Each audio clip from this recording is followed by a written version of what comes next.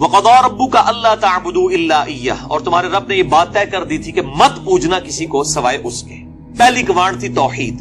دوسری وَبِالْوَالِدَيْنِ إِحْسَانًا، اور ماں باپ کے ساتھ احسان کرنا.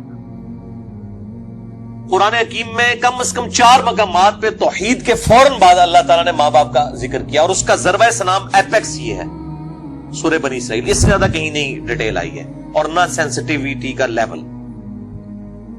اما یبلغن عندک الکبر، اگر وہ پہنچ جائیں تمہاری موجودگی میں بڑھاپے کی حالت کو، احدہما او کلاہما، چاہے دونوں میں سے ایک چاہے دونوں. وہ صحیح مسلم میں حدیث ہے، آپ صلی اللہ علیہ وآلہ وسلم نے فرمایا کہ برباد ہو جائے وہ شخص جس کو ماں باپ دونوں یا دونوں میں سے کوئی ایک بڑھاپے کی حالت میں ملے اور ان کی خدمت کر کے جنت نہ کما سکے. یہ صحیح مسلم میں ہے. مسلم میں تو اتنی ہی ہے، لیکن ترمذی کے اندر اور مستدرک للحاکم میں وہ بڑی ڈیٹیل حدیث ہے کہ آپ صلی اللہ علیہ وآلہ وسلم 3 سیڑھیاں چڑھے. پہلی سیڑھی پہ فرمایا آمین، پھر دوسری پہ آمین، پھر تیسری پہ آمین. پوچھا گیا تو آپ فرمایا کہ جبرائیل علیہ السلام آئے تھے، انہوں نے کہا کہ آپ اللہ کے رسول صلی اللہ علیہ وآلہ وسلم میری دعا پہ آمین کہیں کہ برباد ہو جائے وہ شخص جس کے سامنے آپ کا ذکر ہو اور وہ آپ پر درود شریف نہ پڑھے، اللہم صلی علی محمد وعلی آل محمد. تو میں نے کہا آمین. پھر انہوں نے کہا کہ برباد ہو جائے وہ شخص کہ جس کو ماں باپ یا دونوں یا دونوں میں سے ایک کو بڑھاپے کی عادت ملے، ان کی خدمت کر کے وہ جنت تک کما سکے. میں نے کہا آمین. اور تیسرا، برباد ہو جائے وہ شخص جس کو رمضان کا مہینہ ملے اور وہ اپنی مغفرت نہ کروا سکے. آپ نے فرمایا آمین. مختلف طریق میں یہ ترتیب ڈیفرنٹ ہے. بہرحال یہ تینوں باتیں. اور مسلم شریف میں اتنے الفاظ ہیں، وہ صحیح مسلم میں کہ برباد ہو جائے وہ شخص جس کو ماں باپ دونوں یا دونوں میں سے ایک بڑھاپے میں ملے اور وہ ان کی خدمت کر کے بخشش نہ کر سکے. یہ تو ایک ہے، یہ سائملٹینیس کنٹراسٹ. دوسری طرف یہ ہے کہ اگر وہ پہنچ ہی جائیں تمہارے سامنے دونوں یا دونوں میں سے ایک بڑھاپے کی حالت میں، فلا تقل لہما اف، ان کو اف تک بھی مت کہنا. اف کی ٹرانسلیشن پنجابی میں ہو سکتی ہے آپ کہہ رہے ہیں کہ جی تسی یہ کہو چپ کر کے بیٹھے رہو، تانوں نہیں پتا. یہ تے اللہ دے بندے ہو، یہ تے گال ہے. اللہ دے نزدیک تو اتنی بڑی یہ چیز ہے. اللہ تو کہہ رہا ہے کجربی سے یہ بھی نہیں کہنا یعنی وہ بات کر رہے ہیں اور آپ ان کو صرف اتنا رسپانس کرتے ہیں بس ایویں ہی لگا ہوئے. یہ بھی نہیں، جملہ بھی نہیں بولتے. آپ کہتے ہیں ہاں تاک لے، یہ اس کو منع کیا گیا ہے. وہ تو بہت بڑی بات ہے. ان کو اف تک بھی مت کہنا. ولا تنہرہما، اور ان کو مت جھڑکنا. وَقُلْ لَهُمَا قَوْلًا كَرِيمًا، اور بات بڑی نرمی سے ان کے ساتھ کرنا. وَاخْفِضْ لَهُمَا جَنَاحَ الذُّلِّ مِنَ الرَّحْمَةِ، اور اپنے عاجزی کے ساتھ کندھے جھکا کے رکھنا ان کے سامنے. یعنی آپ غیر اللہ کے سامنے جھک نہیں سکتے اتنا کہ آپ کے ہاتھ گھٹنوں تک لگ جائیں. ماں باپ کے سامنے بھی آپ اتنا جھکیں کہ ہاتھ گھٹنوں تک نہ لگیں، یعنی حالت رکوع نہ بنے. اس سے پہلے یعنی آپ نے ایسے ان کے سامنے رہنا، جی ابا جی، جی امی جی، اس طرح اپنے عاجزی کے ساتھ کندھے جھکا کے رکھنا. وَقُلْ رَبِّ ارْحَمْهُمَا كَمَا رَبَّيَانِي صَغِيرًا، اور ان کے لیے دعا کرنا ہے رب ان دونوں پر رحم فرما جس طرح بچپن میں انہوں نے مجھے رحم کر کے پالا تھا. اور یہ وجہ بھی بتا دی کہ بچپن میں چونکہ انہوں نے پالا ہوا ہے، سب سے لاچار انسان کا بچہ ہے. بلی کے بچے کو آپ اس ٹیبل پہ رکھ دیں نیچے نہیں گرے گا، اور انسان کا آپ سال کا بچہ بھی رکھ دینا، وہ اگر کروٹ لیتا ہے تو گر پڑے گا. اس کو نہیں عقل کہ میں نے نیچے گرنا ہے یا نہیں گرنا. اتنا لاچار ہے انسان. اسی لیے انسان کے ماں باپ کو اتنا حق دیا گیا، چاہے وہ مشرک ہی کیوں نہ ہو. دنیاوی معاملے میں ان کے ساتھ معروف طریقے سے چلنا ہے. یہ حضرت لقمان کی جو نصیحت ہے، میرا بھی وہ لیکچر بھی ریکارڈ ہوا ہے، مسئلہ 176 میں نے بتایا.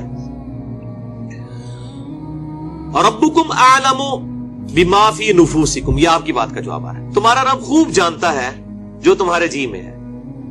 ان تکونوا صالحین، اگر تم نیکوکار ہو، اچھے ہو، یعنی تمہاری عادت نہیں ہے بدتمیزی کرنے کی، کبھی کبھار کوئی تھوڑا سا سکپ آف لینگویج یا سلپ آف ٹنگ ہو جاتی ہے، فَإِنَّهُ كَانَ لِلْأَوَّابِينَ غَفُورًا، تو پھر بے شک اللہ تعالیٰ توبہ کرنے والوں کی توبہ کو قبول کرتا ہے.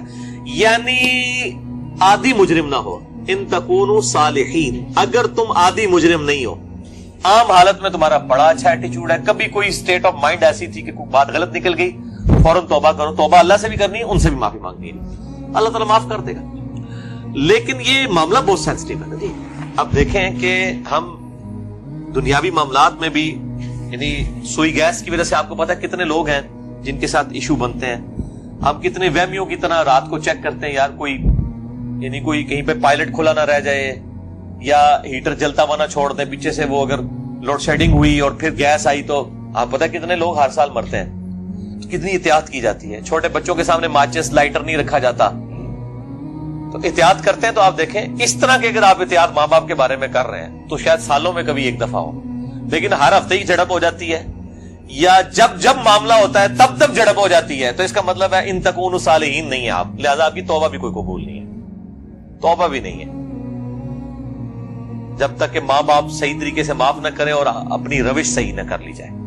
تو اس میں یہ بہتر، یہ میں نے بھی دیکھا ہے، مطلب میری بھی ایک بڑی ایکسٹروورٹ نیچر ہے، تو مطلب بعض اوقات ماں باپ کو یعنی ایک بچپنے کی طرف سورہ حج میں آتا ہے کہ اللہ تعالیٰ رذیل عمر تک لٹا دیتا ہے کہ کئی چیزیں جاننے کے بعد کچھ نہ جانے. بوڑھے اور بچے برابر ہوتے ہیں.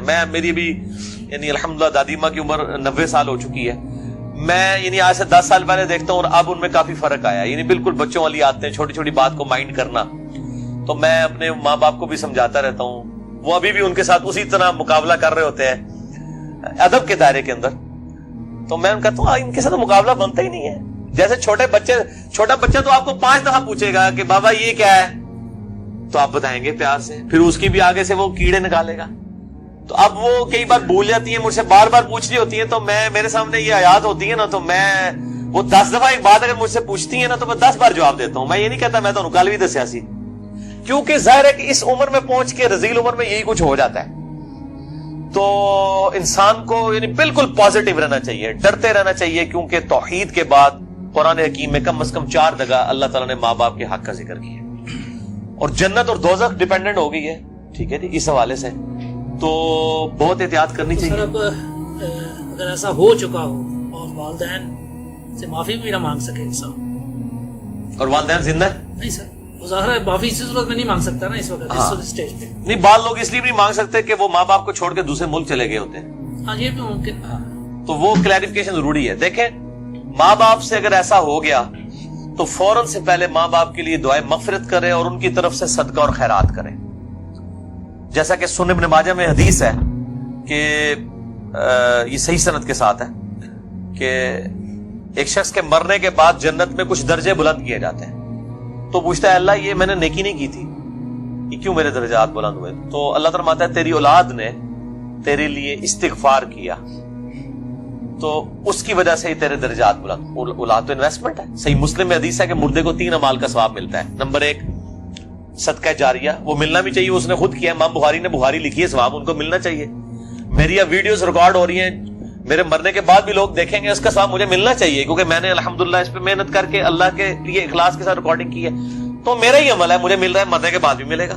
نمبر 2 علم کی بات، جیسے امام بخاری نے اب صحیح بخاری لکھی ہے تو وہ علم لوگوں تک پہنچایا ہے، ان کو مرنے کے بعد بھی ثواب ملے. کسی نے مسجد کے اندر کوئی پنکھا لگوایا ہے، صدقہ جاریہ ہے، مرنے کے بعد ثواب ملے. اور تیسرا کیا کہ نیک اولاد، نیک اولاد جو دعا کرتی ہے، نیک اولاد جو صدقہ کرتی ہے. مسئلہ نمبر 74 میرا بڑے لوگ دیکھ چکے ہیں، لاکھ سے زیادہ اوپر اس کے ویورز ہیں اور اس کے کلپس تو لاکھوں تک ہیں.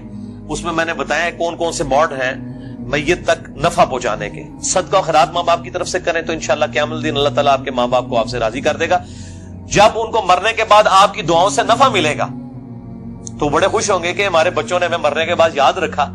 اور آپ کی دعاؤں کی برکت سے اگر وہ مشکل میں ہے مرنے کے بعد خدا نہ خواستہ اور وہ آسانی میں آ جاتے ہیں، اور اگر وہ آسانی میں ہے تو اس سے زیادہ آسانی میں چلے جاتے ہیں، تو وہ خود بخود آٹومیٹکلی خوش ہوں گے کہ میرے پتر نے میرے واسطے کیتا ہے، تو اللہ تعالیٰ ان کو راضی کر دے گا. اور ایک دوسری حدیث جو ابو داؤد میں ہے کہ ماں باپ اگر مر جائیں تو ماں باپ کے قریبی رشتہ داروں کے ساتھ اس نے سلوک کرو. ماں مر گئی ہے خالہ کے ساتھ اس نے سلوک کرو، باپ مر گیا تو چچا اور تایا کے ساتھ اس نے سلوک کرو. ایکویلنٹ وہ بھی چیز ان کے لیے آرام کا باعث ہے. اور دعا کریں، یہ جو دعا میں نے پڑھی ہے رب ارحمہما، اے رب ان دونوں پر رحم فرما، کما ربیانی صغیرا، اے اللہ جب میں بچپن میں چھوٹا بچہ تھا جس طرح انہوں نے مجھ پر رحم کیا تو بھی ان پر رحم فرما. یہ آپ تشہد میں دعا لازم کریں، ہم تو مانگتے ہیں چاہے ماں باپ زندہ ہیں مر چکے ہیں، دونوں صورتوں میں ماں باپ کے لیے دعا کرنی ہے. ہم لوگ سمجھتے ہیں بندہ مر گیا ادھر سے دعا کرنی ہے، اور بھائی زندہ ہے جڑا یہ مر گیا ہے، دونوں صورتوں میں دعا تو کرنی ہے. دعا کی ضرورت تو زندوں کو زیادہ ہے، اس لیے کہ مرنے والے تو چلے مر گیا، زندے بندہ جو ہے وہ اس کے پاس تو چانس ہے کہ وہ اللہ کی طرف لوٹ آئے اور وہ گمراہی کا راستہ چھوڑ کے اچھائی کا راستہ، اور اگر اچھائی کے راستے پہ تو استقامت اختیار کرے تو دعا کرنی چاہیے. اور یہ دعا ضرور کرنی چاہیے، اللہم اہدنا الصراط المستقیم، صراط الذین انعمت علیہم غیر المغضوب علیہم ولا الضالین آمین.